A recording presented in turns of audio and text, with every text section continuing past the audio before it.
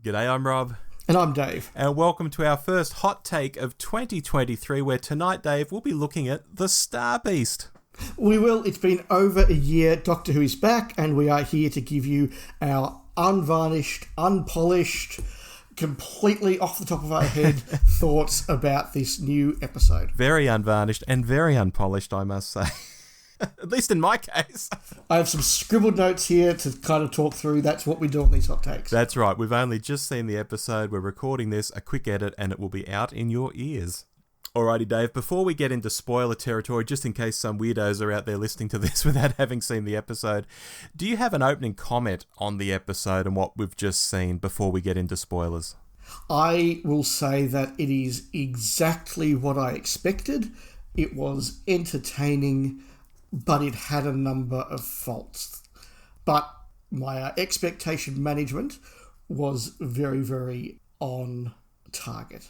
Okay. I would say we were promised a romp, a big, dumb, fun, Marvel-esque, family sort of outing for this one, and I think that's pretty much what we got. And while I was excited for Doctor Who to be returning, and I'm excited to be here doing this episode with you now, Dave, this was the episode I was looking forward to least in the 3 episodes that we're getting for these specials. I already knew this story from the comic, and the descriptions of the next episode being really weird, and knowing the toy maker's back in the 3rd episode, left me thinking before I even started this one, I think the next 2 episodes sound more like my cup of tea, even before I watch this. Yes, I think that's very, very fair. We should mention here as well that we had a little pact between us, Rob, that when we found out what this episode was going to be about, you had read the comic previously and we're going to dive sort of very heavily into that, and you did a video on it and everything. Mm-hmm. I had no knowledge of the comic other than sort of 20 seconds mentioned on one of the Stripped for Action little docos on the DVD releases years ago. Mm-hmm. And I decided to keep it at that level. So I was going into this with far less knowledge than you were, just to see if that reflected our enjoyment of the episode. I'm sure we'll talk about that. But look, I'm exactly the same as you.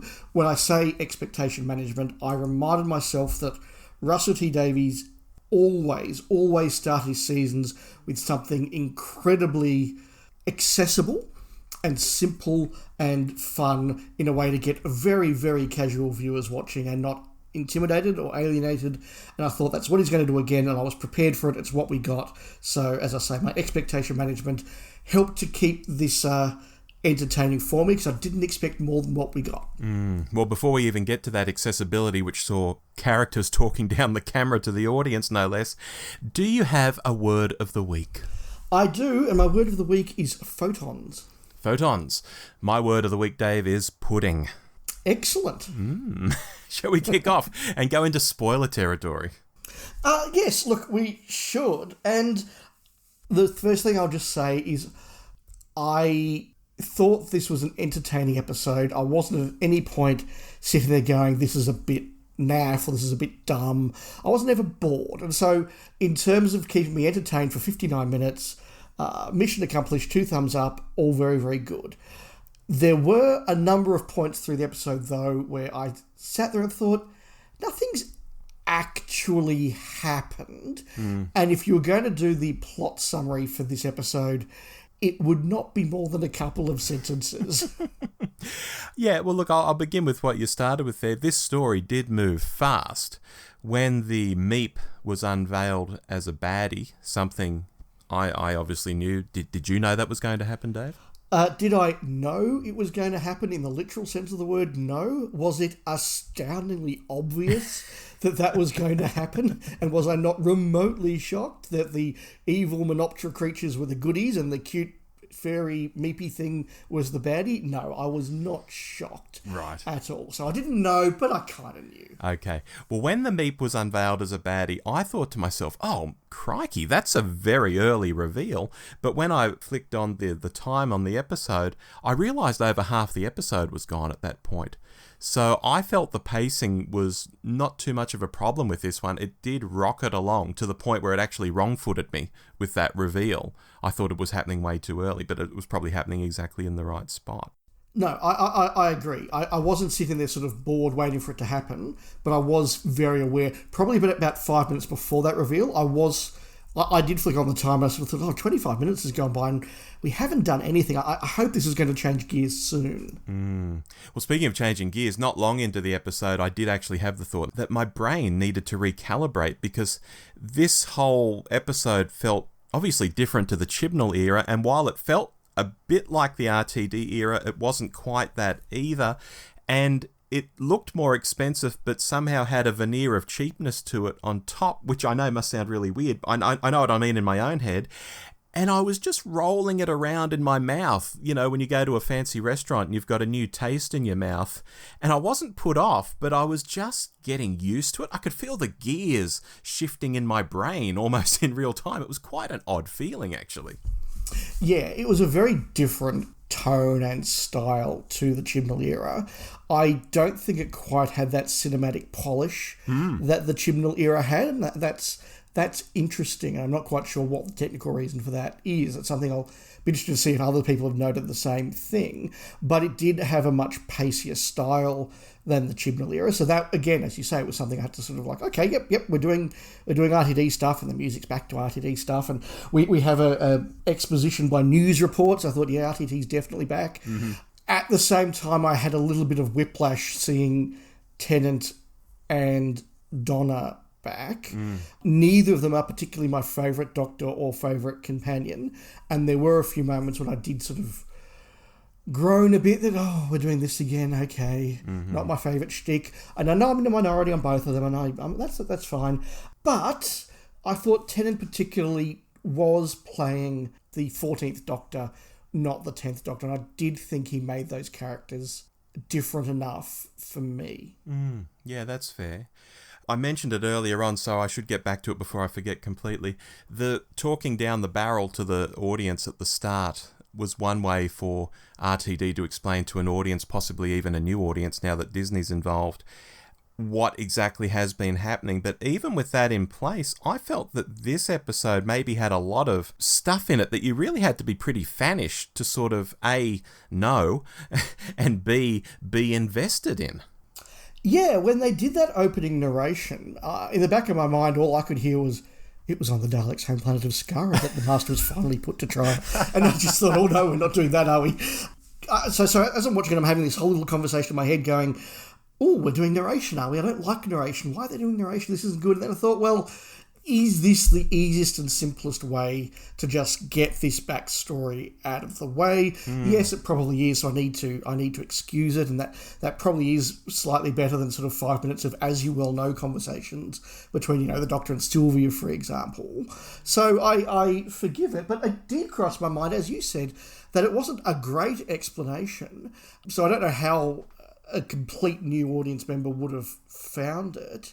And I also, therefore, am not quite sure how much a new viewer who hadn't seen or didn't remember the end of the Tennant era would have really bought into the whole, oh my God, Donna could die if the Doctor does something. I don't know whether that whole thread of the episode would have just been completely missed by people, or whether the performances were enough for people to grab that and buy into it.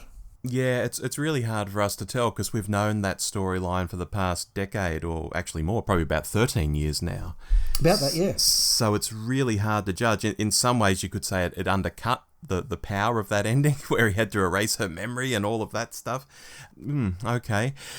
There was a review, Dave, on the BBC website this past week that concluded, although Doctor Who has always been progressive, this special in particular was preachy, and by the end was little more than a delivery system for the message. I'm almost quoting it word for word there. And I thought, blimey, if the BBC is saying this about its own product, what's it going to be like? And yeah, it was pretty preachy in places. And I've got something to say about that, but I'll stop and give you a chance first. I can see where that review is coming from. I think that there is a sliding scale across the episode. I want to say that I thought Yasmin Finney did a really good job, and as we said when she was cast, Russell T Davies has always had a really big habit of sort of finding people in other TV shows that are popular or big at the time and putting them in, and Heartstopper is definitely a very big show at the moment, particularly, I suspect, with the Doctor Who audience, and indeed with Doctor Who fans who have been producers on the show. Yes. including one of our listeners. So I thought, it was very natural and obvious for RTD to cast Yasmin in this, and I'm sure that if he can get Kit Connor, he absolutely will at some point.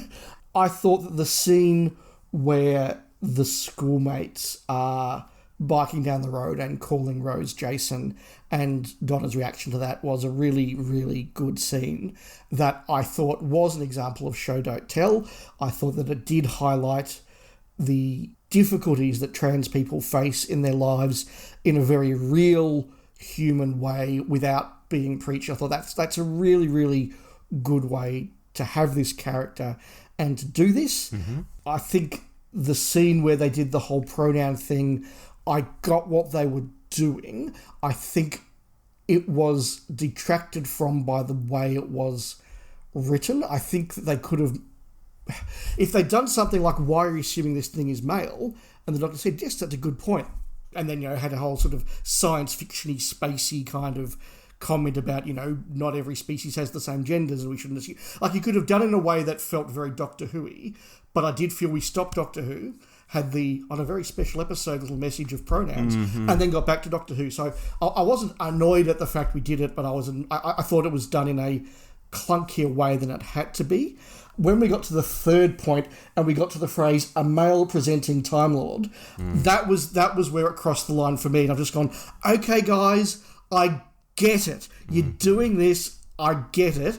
And so that's why I say there was a sliding scale from me going, this is a really beautiful, effective scene that is telling a message interwoven with the story, right down to, guys, we're doing this. Have you all got it?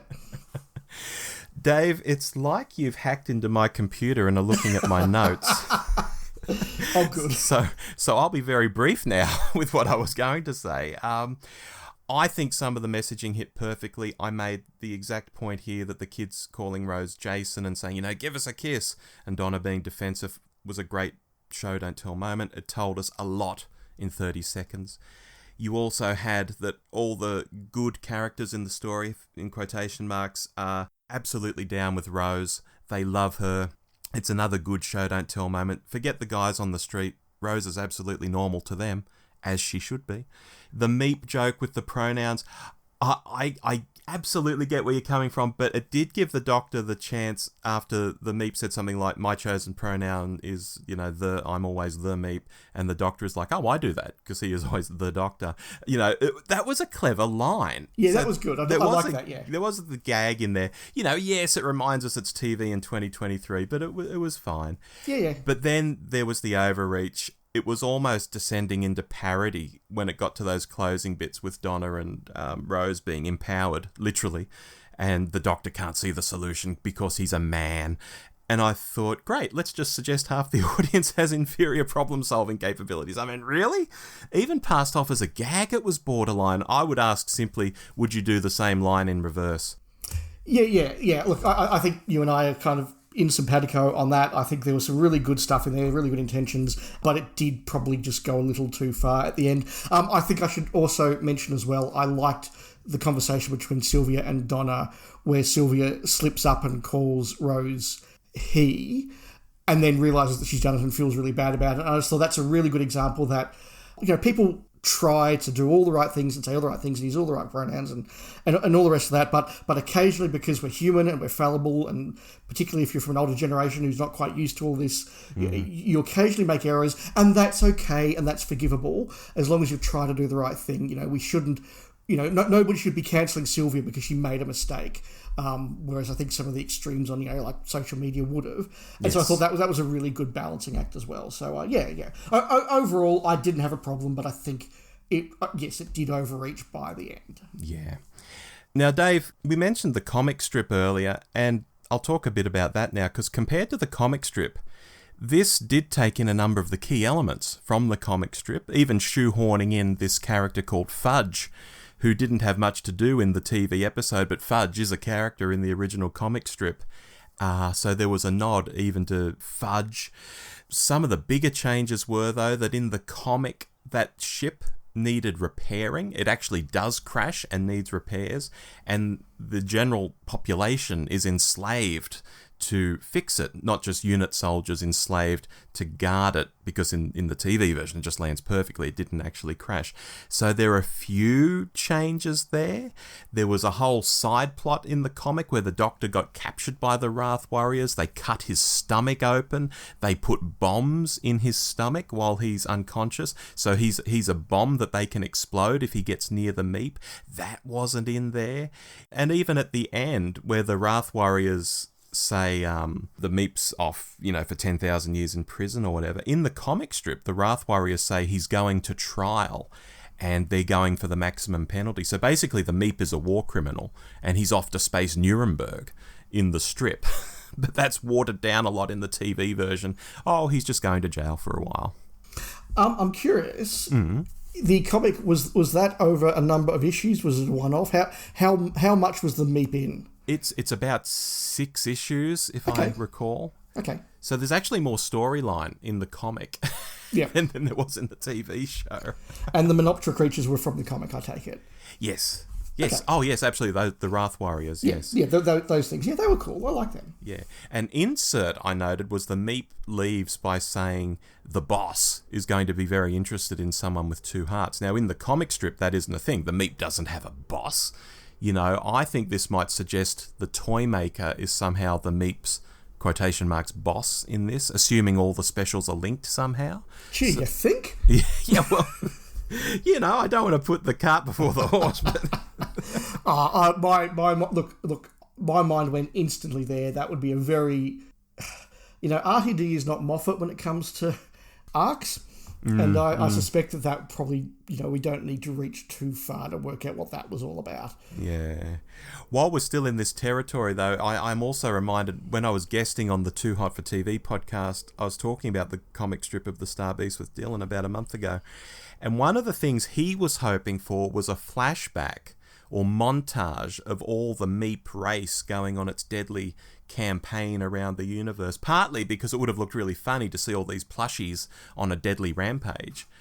But having seen the episode now, I think it would have helped audience understanding quite a lot, actually, to know that this Meep is the last of a race who have actually terrorized the galaxy and are absolutely terrible, without showing the crimes and spending half the ep with the Meep being super cute.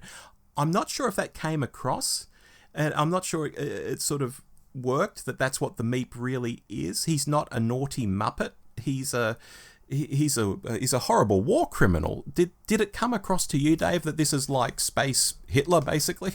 No, and that is probably my biggest issue with the episode.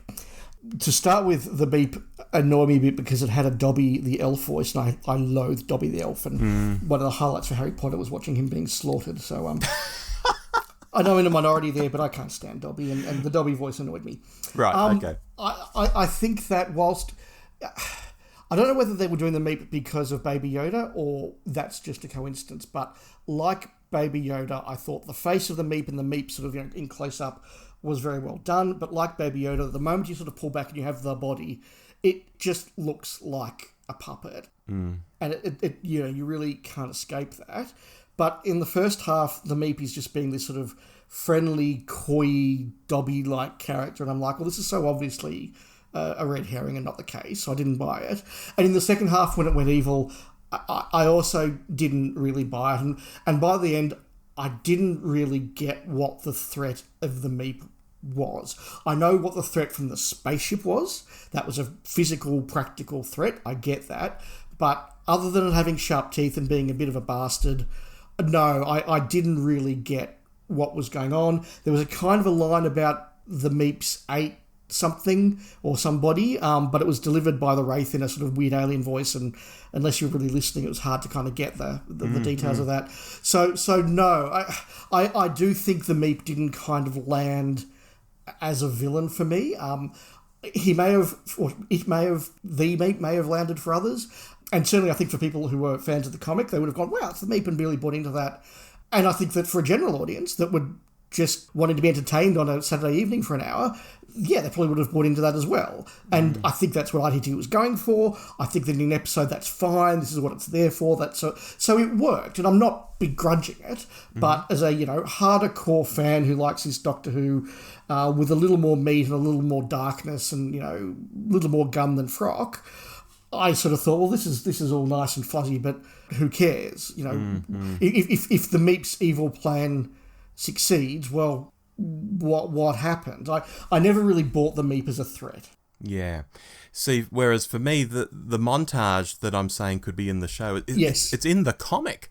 The Rathwires are explaining the background, and you see the Meeps, and they're like peaceful agrarian types. And then a sun or a black sun or something comes too close to their planet, and the radiation or something or other does something, drives them crazy, and they all become warlike and build ships and fly off into the universe and butcher whole civilizations. And there's these pictures of all these cute fluffy things running around with guns, gunning people down and all of this. And slowly they've been taken out until it's just their leader left, and the leader is the Meep, and that's why they're on the run, and that's why the Wrath Warriors are chasing them, and so on and so forth. So that's the background. It could have been done in like a 30-second montage, which would have actually been very funny to see, and also very explanatory, but we didn't get it. Rob, question for you as well, as the Meep expert. Yes. I've heard the phrase "beep the Meep." Is that something we didn't get and should have got? What's that about? In the comic, before the Meep starts talking in English, they say beep beep and things. So this is where, because it's the Meep and it says beep, it's now beep the Meep, basically. Okay, I'm probably good we didn't get that. So they just haven't bothered going down that path, basically. No, we've lost nothing there, that's very clear. No. Bernard Cribbins and the Wolf character was mentioned in this episode, Dave, and we've seen him at table readings, or at least I've seen him in images at table readings for this episode. We've seen him on location, yet he ended up not being in this episode. I'm wondering what's happened there, whether they filmed some scenes with him and they didn't work, so they refilmed them, or whether that they filmed in the same location, it's just in a later story, or quite how that's going to work. I think we will still see Wilf. I'm sure if they've got some of him on camera, they will use it. But it was interesting that he wasn't in this episode. I thought he would be. Oh, okay, yes, I didn't realise that, so that didn't occur to me. The most logical or likely explanation is probably that he's going to be in the third one. Because at some point, I mean, we know that Donna's not travelling with Ncuti, so she either gets killed or returned to her home planet. And given that she's got a family and everything, we assume it'll be the latter. Hey, she married Detective Constable Danny Glaze. I didn't know that. There you go. There you go. That was a cool moment. I was like, hey, her husband's Danny Glaze, that guy from the Bill about 20 years ago. That was a cool moment. Yes. Given I assume that Donna gets returned to her family, I assume we're going to see her family again, and on this occasion, Wilf. So probably he's in the third episode. That's my guess. Well, very nice. One more important point for me, and that is, I just have to say the dagger drive was one of those concepts that looked great, and the threat in this case was real, but was such a ridiculously stupid concept that my disbelief could not be suspended, because the idea that you would design a drive where everywhere you land you have to destroy to take off again is just utterly absurd and ridiculous. I was just going, how does that work? How does that work?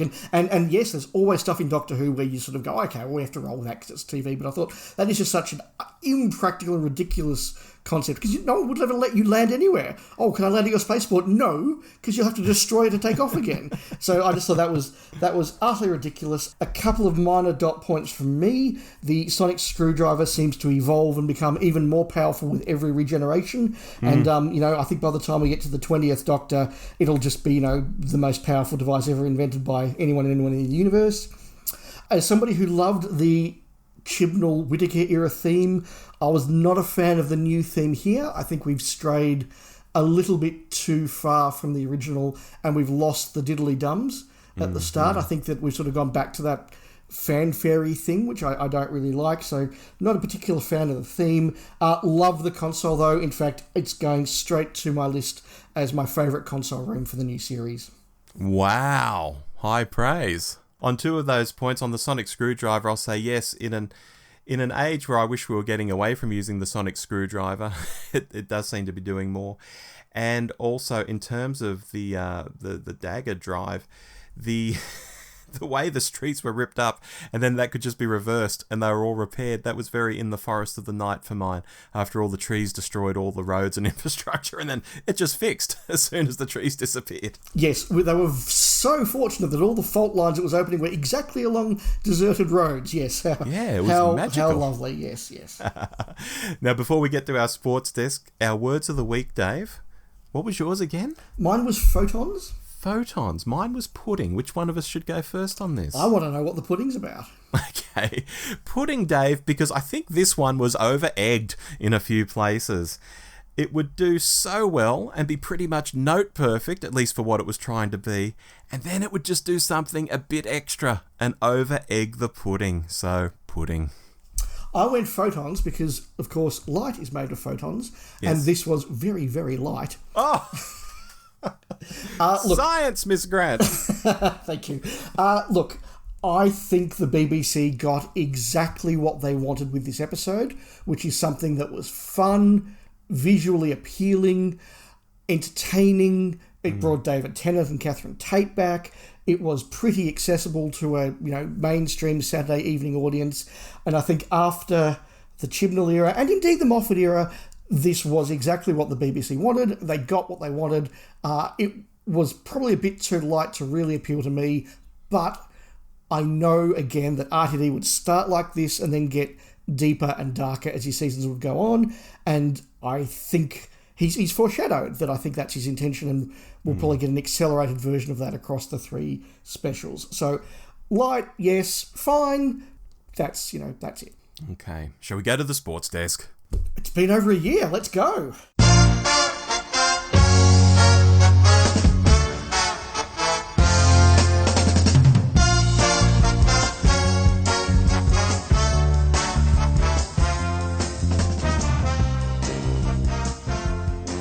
Well, here we are at the Sports Desk, Dave. For people who have not heard a hot take before, this is where we talk about our Play of the Week, Foul of the Week, and Player of the Week. Dave, what was your Play of the Week?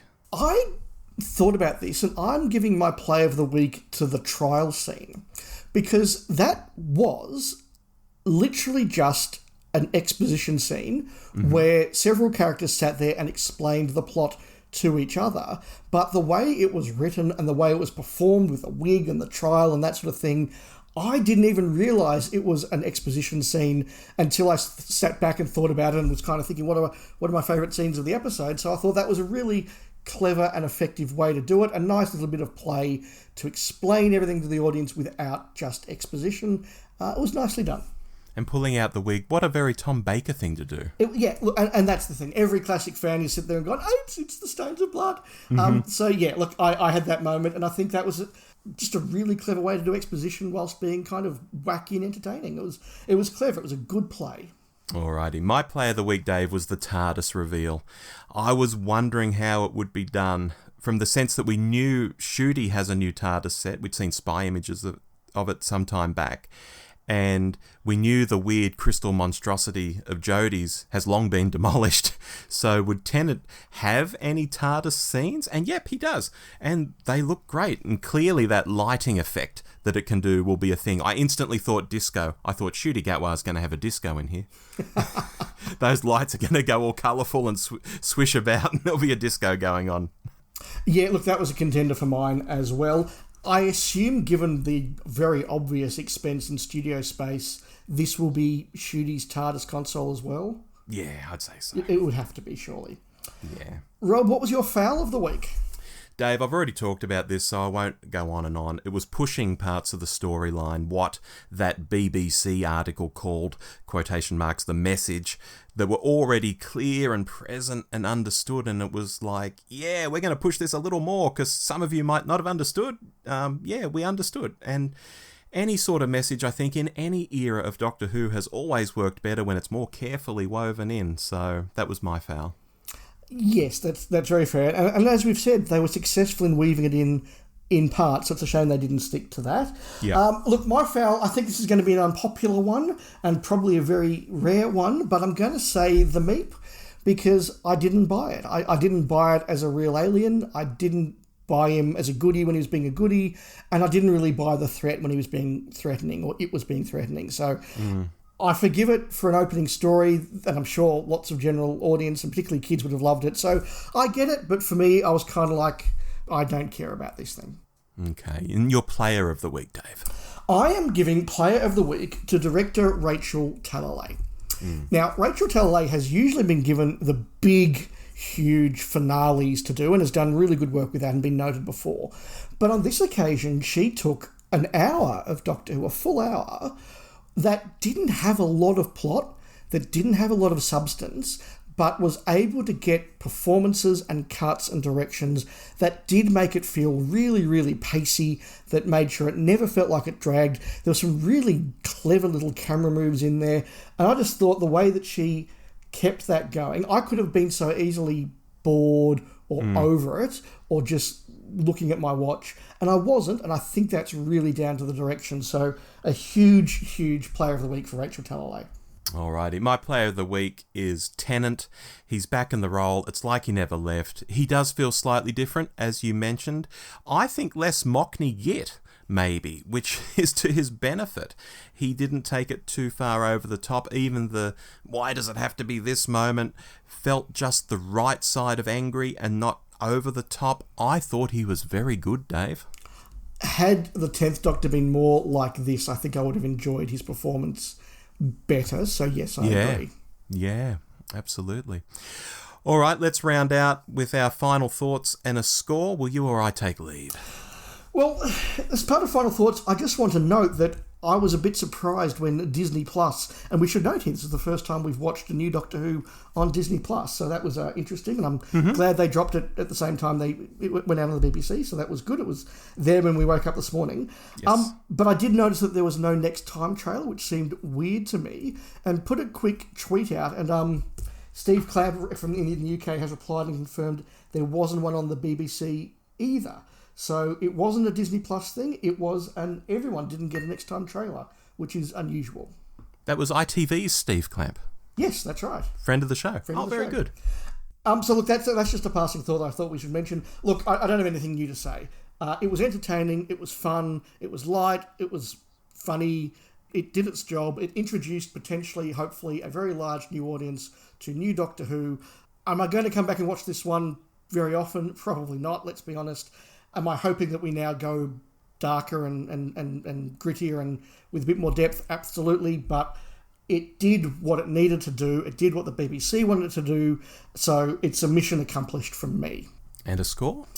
I'll give it a nice solid B. Okay. All cards on the table for me. This ended up feeling like a long-winded way to reintroduce the series and these characters, which in a sense was its job. I understand that. Yeah. The story was reasonably light and fluffy. It got all the playing pieces back on the board, so I can forgive it for that. Like I said at the start, though, I'm actually pinning my interest to the second episode that's said to be really weird.